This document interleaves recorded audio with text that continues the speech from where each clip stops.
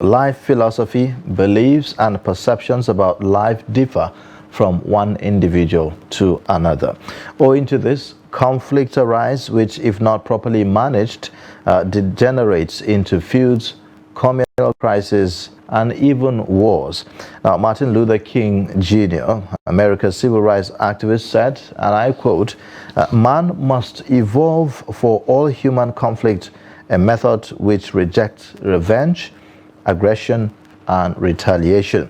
Now, since it appears conflict cannot be completely eliminated, the United Nations, in its Resolution 5926-1 at its General Assembly on November 22nd, 2004, set aside the time of remembrance and reconciliation for those who lost their lives during the Second World War as an annual international day to be observed on May 8th and May 9th. Now, to talk about this day and some of the contemporary issues surrounding issues of security and conflict around the world, we have joining us Wing Commander Musa Salmanu.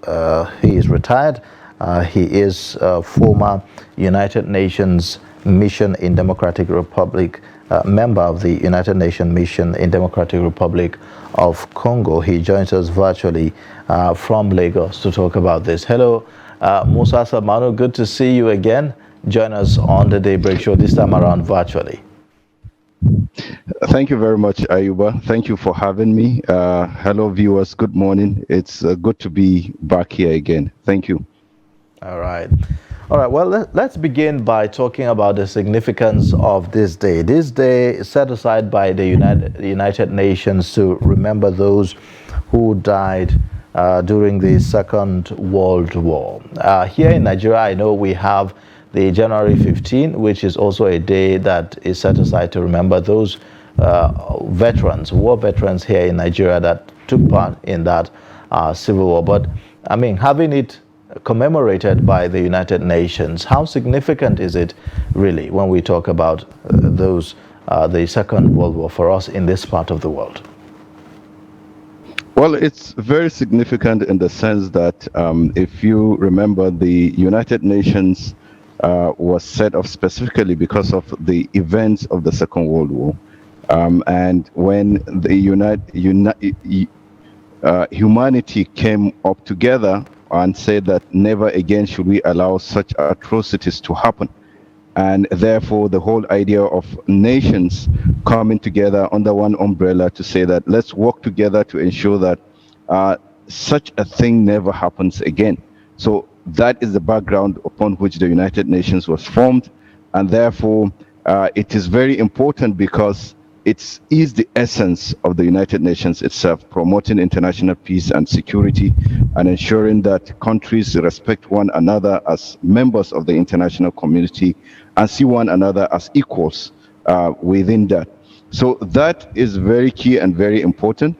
But also for us as a country, for example, is because one, as a member of the United Nations and the member of the international community of nations, we uphold those principles, we uphold those values upon which the United Nations was created. And also remember that some of our patriots, some of our citizens also fought in the Second World War. Not only we're still on a colony, but then it's important that we remember the sacrifices of those patriots, what they have done for international peace and security, and what it meant for us as a nation. And then thirdly, as you said, the resolution is for remembrance, but also very importantly for reconciliation, to ensure that humans always remember at the back of their mind the reconciliation and kind of trying to ensure that we avoid conflicts should be what we hold dear. All right.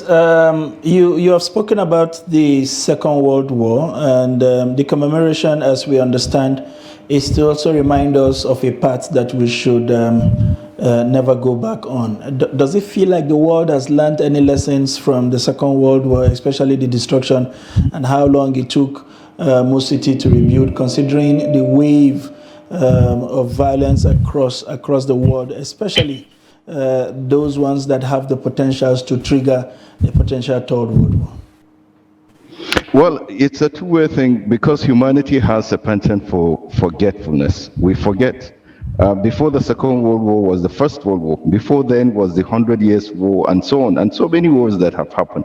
And every time that there was such a war with such devastation, the world has a way of coming together to say never again. But almost surely it always happens again. So what happens is that with time, with generations passing by, people or nature or humanity finds a way of forgetting those lessons learned.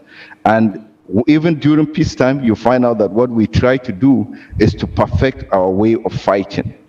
Countries come up with technologies that has more devastation than it was in the past and remove or reduce the kilowatts that is needed for devastation. If you look at, for example, the weapons that were used in the First World War were far different and less damaging than the weapons used in the Second World War. Now, fast forward to what we are having today, you find out that the level of devastation or the capacity of those weapons to cause havoc for humanity are even far greater than what we've had in the past.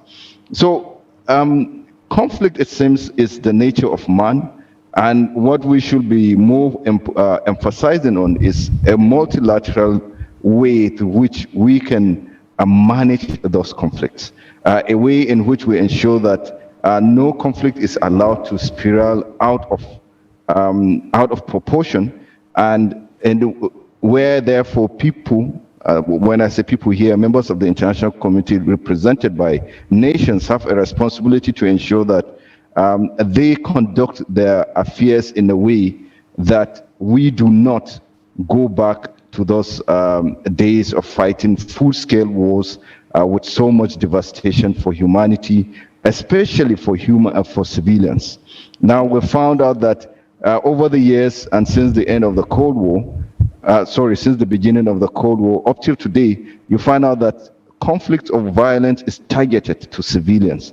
Civilians are the major casualty of those conflicts, of those destructions. Their means of life, their livelihoods, and even themselves as humans become the target of those casualties, thereby bringing untold hardship to the most vulnerable of the society, women and children. Okay. Well, how would you assess the role of the United Nations, for instance, or multilateral organizations in maintaining international peace so far? I mean, these are some of the major reasons why they were created. So, in the interest of international peace, the United Nations was created, beginning with the League of Nations and now the United Nations. But if you look at the journey so far, with countries going into war such as the Russia and the Ukraine conflict and the rest of them, how would you assess the effectiveness of the role that the United Nations have played in stabilizing the world? Well, I hear there are a lot of arguments on this. Well, some people saying that the United Nations have not lived up to its expectations and aspirations of the founding fathers. While that might be true, I want to say that we should also look at the situation if there was no United Nations, if there was no such a multilateral forum whereby people or nations could come and discuss issues and try to find solutions. I understand it's so difficult to have a kind of consensus on issues, to agree on everything. But the fact that there is that platform within which or through which countries can show their approval or disapproval of certain things, to lay complaints, to bring in the international or other members of the international community to discuss issues between them and other countries. I think that's something that we have to give a kind of thumbs up to. Has it achieved entirely what it was meant to? No, in a way, it has done a lot, but there is still room for improvement. We should look at it and say, okay, in a way, kind of counterfactual history to say, what if there was no United Nations? What will have happened? How many wars will we have fought between 1945 that it was set up and now? And how many of such battles, how many devastations? You know, the United Nations not only in terms of physical, ensuring that there is no conflict, but also set standard for certain things, like the use of space for warfare and so on. And so many, it has facilitated so many treaties between nations.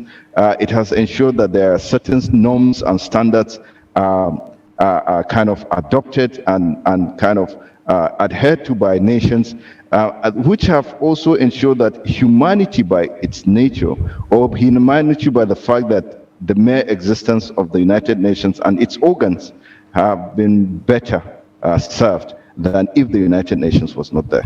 Are there room for improvements? Yes, there are. Are there efforts being made by individual countries? Yes.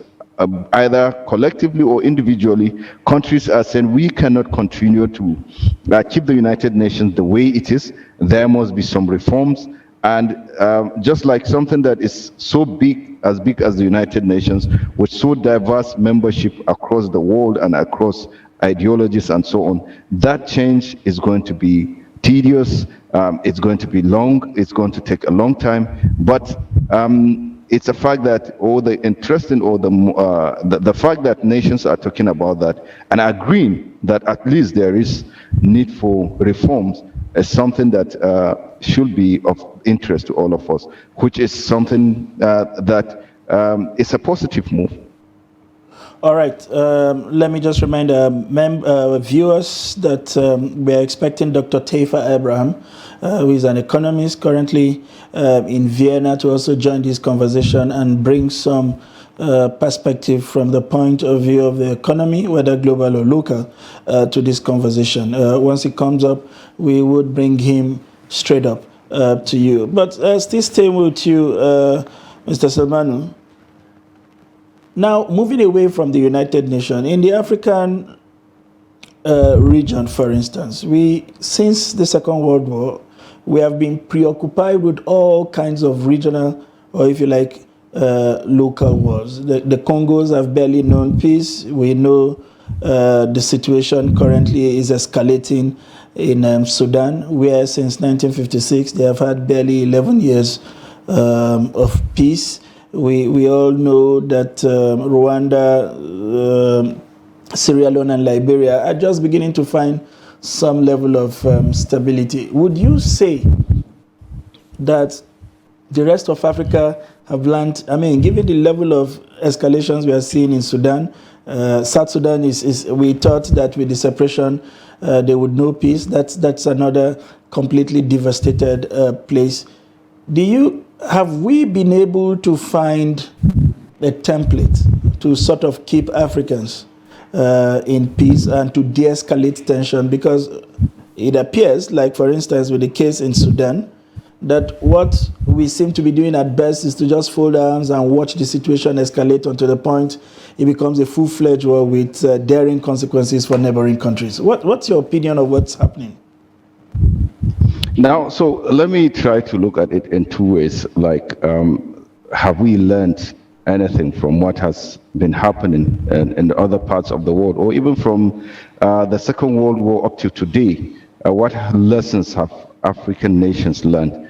I would say that the peculiarity of African nations is quite different from a lot of other regions.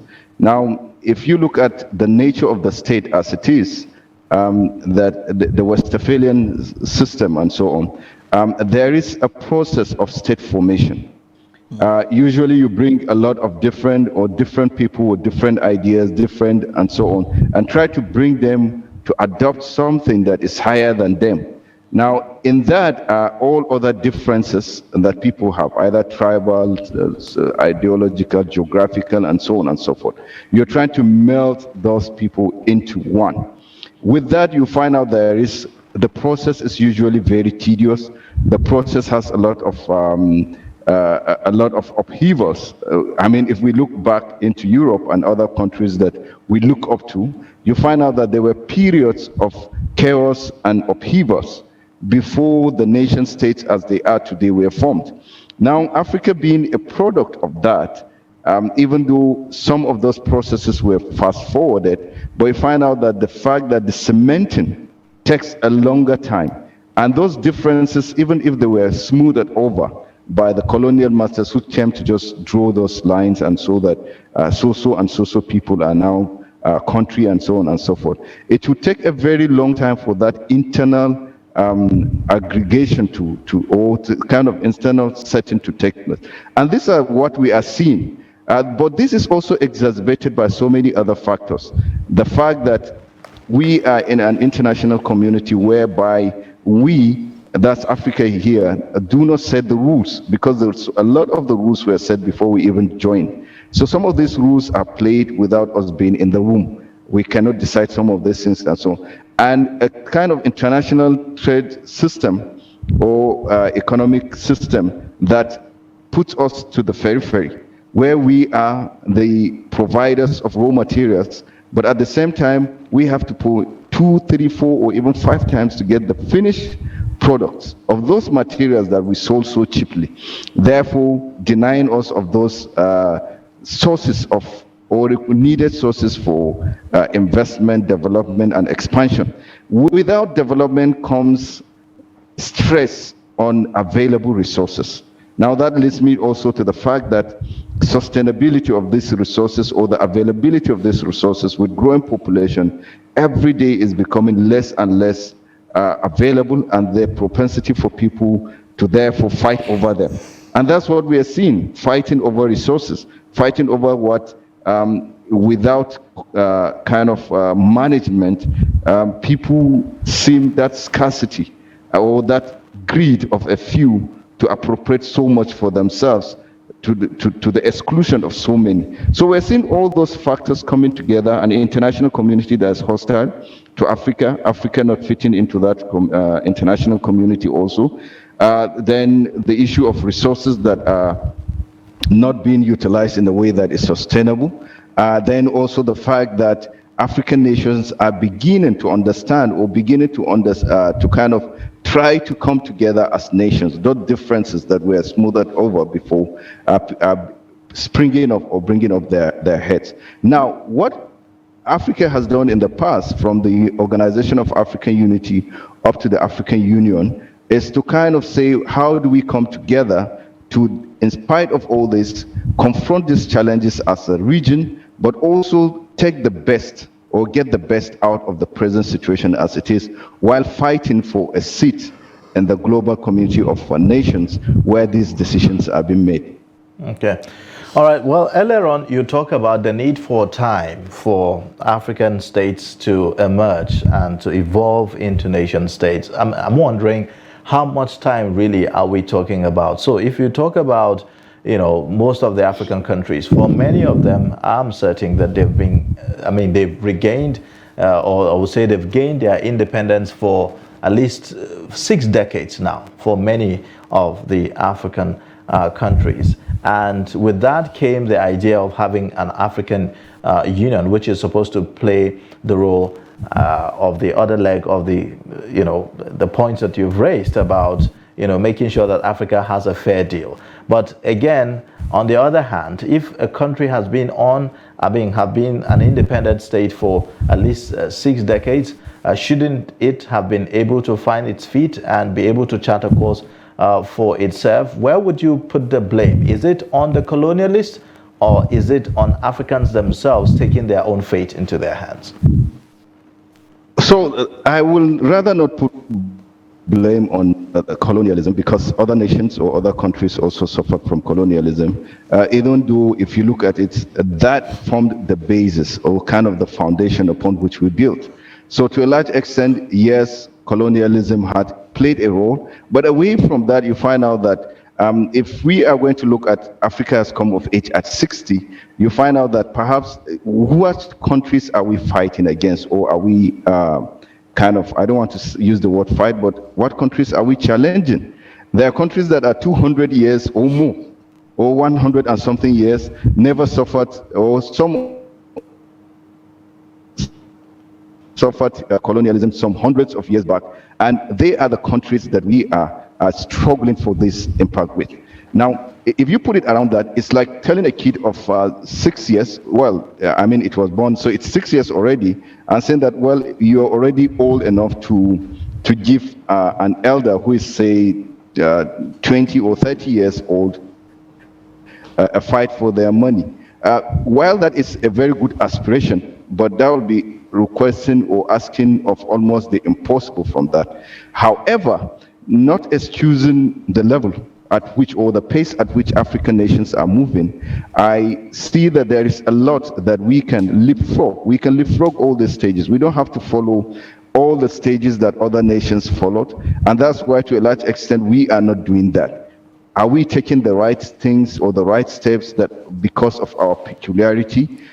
Those are also issues that can be debated, because African nations, first of all, have to understand that whereas they can be compared with that, the 6-year-old that I said, when so many 6-year-olds come together, they can fight an adult. So the unity or their strength will be in the unity that they have, and not unity by mere expressions to say we are African Union, but you cannot decide on the simplest of things on how to confront issues of multilateral agreements with other regional blocks or organizations. So acting as one, to a large extent, understanding its differences and peculiar needs, regional and so on, and coming up with the way forward for Africa is the best way to go, in my own view. And that will help us in leapfrogging these stages of development and ensuring that we benefit from the world the way it is, while we contest and kind of pursue a change in the international economic order as it is now. All right, you talked about what we need to do going forward. A couple of days ago, I stumbled on a video by the Kenyan president, the new Kenyan president, Rotus, where he spoke bitterly about how Africans are regarded, or even the way they are treated, how a single country, be it China, India, or Russia, recently United States, would summon 54 heads of states to a round table, chauffeured in a bus, to a single round table, and be discussing a single deal with the entire African sub-region, and how that it's beginning to look like an insult and the rest. How do we begin to approach the conversation around how to move forward?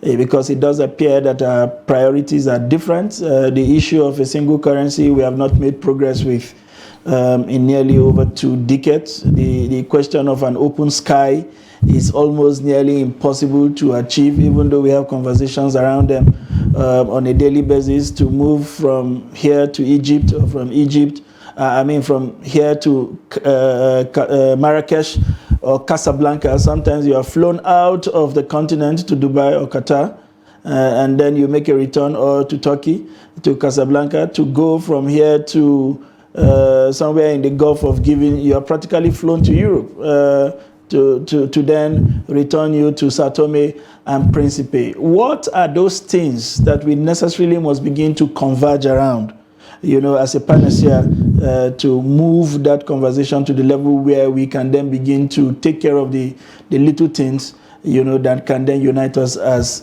the force that we should be in Africa?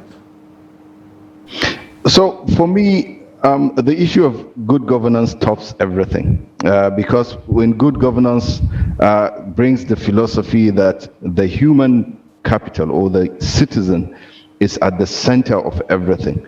If all governments, that's African governments, first of all, see the citizen as the centerpiece of everything that government should be doing, then it sure means that every individual country therefore focuses on human development. That's the welfare of the citizen.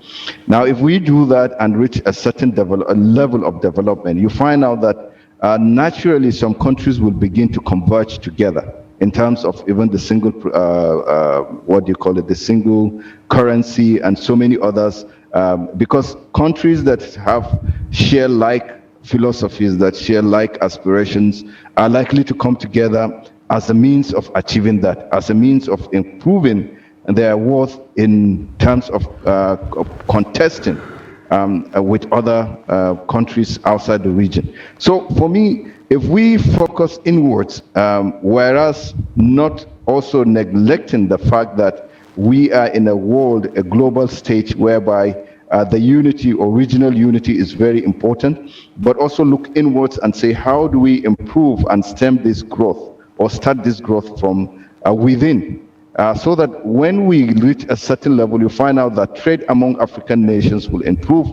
By the time that we increase in the number of kind of look at our where we have comparative advantage in terms of manufacture, adding value to our resources, then you find out that if we do that, allow countries that have comparative advantage in certain items to improve them and improve that value, then you find out that the issue of trade among African nations is going to improve. When there is improved trade among African countries, the issue of mobility of either individuals, that's goods and services, and even capital itself will improve, because there will be incentive for other Africans to invest, to work, to kind of participate in other economies of other African nations. Then also, and there are steps that have been taken. I like the framework of the African Free Continental Trade Agreement and other measures that are taken. It looks far-fetched, it looks like a very tall dream, but I tell you that if we go by that and ensure that countries add value based on those advantages that they have, that will spur the issue of economic integration amongst African states. Once there is economic integration, you find out that political and other forms of integration are likely going to be faster, are likely going to be more binding, and are likely going to be more formidable, in the sense that instead of those competition, because we're producing the same thing, you find out that there is cooperation because we can make the best out of the market that is out there. So I think the first thing is, let's look inwards, let's improve on our governance, let's look at the citizens at the centerpiece of everything, and from there we can project out a strength that is from within and strong enough to participate and contend with other actors in the international system. Okay. Now, how would you say, what's your assessment of how African countries have responded to some of the rising security threats and challenges being experienced in recent times? So you have the spread of terrorism in some African countries. You talk about Burkina Faso, you talk about Mali. We have seen these trends kind of truncate or disrupt the democracy in those countries. We've seen military coups in Guinea, in Burkina Faso and Mali as well, and other, African countries. So in terms of responding to some of these recent security threats and challenges, how well would you say we have responded, and whether or not the steps that we are taking in terms of alliances, even with, other foreign countries, has been? What I would say first is the level of African participation in those conflicts. What do I mean? To what extent are Africans themselves trying to solve those problems? You find out, and I would say that it's improving better than we had in the past. First, because the African Union, through its charter, actually agreed that Africans, unlike during the African Organization of African Unity, whereby internal conflicts were seen as the domain or the internal affairs of countries, the African Union says it's about the citizens, we the people, and that African Union and its other regional organs, that's the ECOWAS and so on and so forth, when have the right up to the stage of even militarily intervening in such conflict.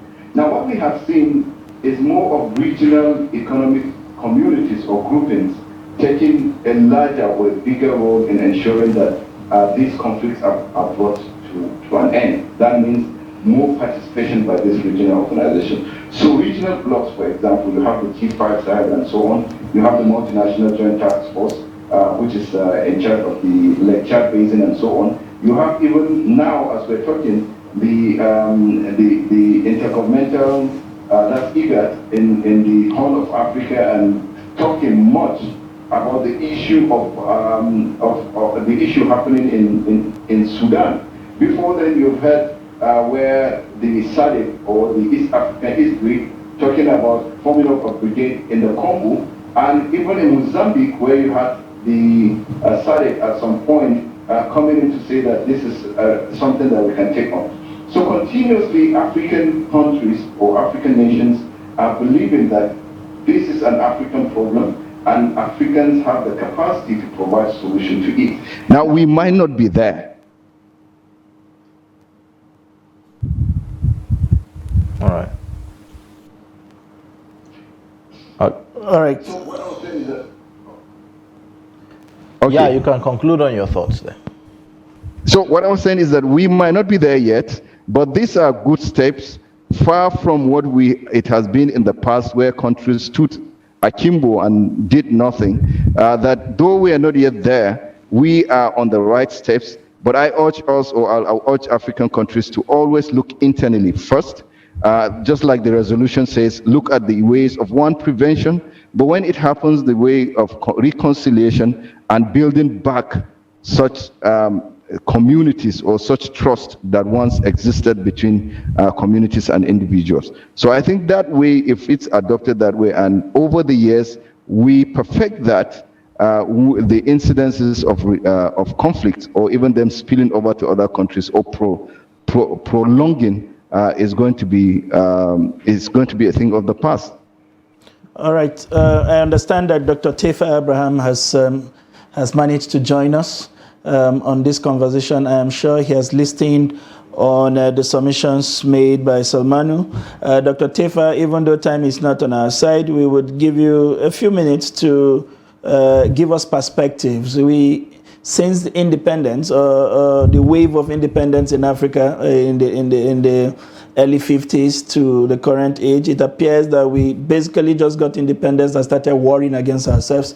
And with all the reports about how many years it needs to take us to catch up with the First or Second World, we seem to be engrossed in fighting over unprocessed resources, over unharnessed resources, or even unexplored resources, such that it has kept us perpetually on our feet. Can you give us an idea? How much has this whole conflict within Africa, or even within countries in Africa, Congo, Nigeria, Somalia, Sudan, has sort of set us back and prevented us from achieving what has been the celebration of potentials of what Africa has the capacity to become? Okay, thank you very much. After the Second World War, the World War was over, but the war for the world began. Capitalism, socialism. African countries for long sat on the fence. So US, Russia went about pulling African countries to their side. For a long time, neutrality was okay. To not be capitalist or not be socialist was okay. But being neutral became a threat to either the communist bloc or the capitalist bloc. So CIA, KGB, all of them went all out. And then the war became cold. So when African countries got political independence in 1960 or 1957 depending, their economic independence was still negotiated. So over the years, Europe has experienced World War I, World War II, and many conflicts. But if you visit Europe today, you will not see any trace of war. Infrastructure is back, development is back, food prices are stable. But Africa, one conflict, and then the impact remains for long. African country in the 21st century must choose an alignment. This era of sitting on the fence, we are for Russia today, we are for US tomorrow, is gone. Nigeria and Africa is not in isolation. Countries are closing development gap using espionage, using cooperation.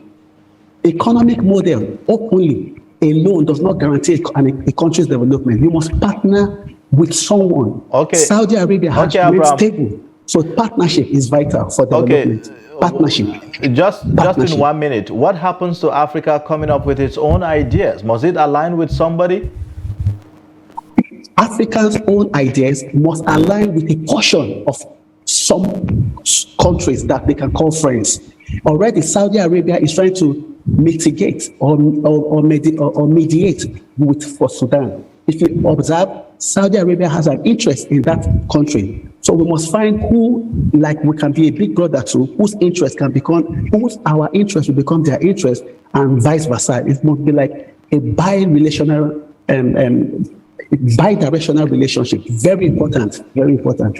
So partnership is key for Africa to close all this impact of conflict. Otherwise, even the war in Sudan will be dragged even longer and become like a proxy war for US and Russia. If Sudan keeps sitting on the fence saying we are not for Russia, we are not for US, these countries will continue. The world super bloc have dragged the continent for long.